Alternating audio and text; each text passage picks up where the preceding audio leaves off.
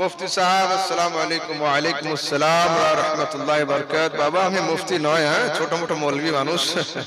চলো একটা বিষয় আমরা জানতে চাই, সৈয়দ ছাড়া পীর হতে পারবে কিনা, পীর হওয়ার জন্য শর্ত কি কি, এ ব্যাপারে একটু আলোচনা রাখবেন। জাযাকাল্লাহ, মাশাআল্লাহ।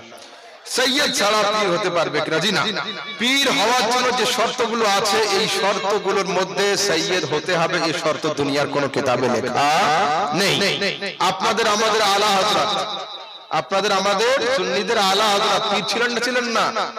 শুধু পীর নয়, কুতুবুল ইরশাদ ছিলেন, যিনি আপন যুগের মুজাদ্দিদ হন, তিনি সমস্ত পীরদের মারজা হয়ে থাকেন। আলা হযরত সৈয়দ ছিলেন না, কিন্তু হাজার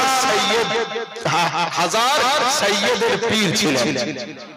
আলা হযরতের ছোট সাহেবজাদা হুজুর মুফতি আজম হিন্দ সৈয়দ ছিলেন না, পাঠান ছিলেন, খাঁটি আফগানিস্তানের পাঠান, কিন্তু তিনি সৈয়দ না হয়েও হাজার লক্ষ সৈয়দদের পীর ছিলেন। সুবহানাল্লাহ, ঠিক আছে।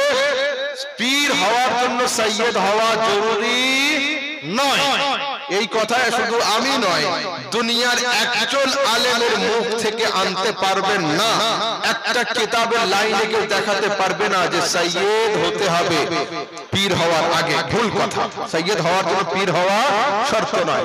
পীর হওয়ার জন্য যে শর্তগুলো পাওয়া যায়, ওই শর্ত যদি কারোর মধ্যে থাকে এবং যদি কোনো সিলসিলার খেলাফত প্রাপ্ত হয় এবং তার সিলসিলা মুনকাতিউ সালাসিল না হয়, মাঝখানে গিয়ে কেটে না যায়, রাসূল সাল্লাল্লাহু আলাইহি ওয়াসাল্লাম পর্যন্ত যদি সিলসিলা পৌঁছে যায়, তাহলে ও ব্যক্তি 100% পীর হতে পারবে।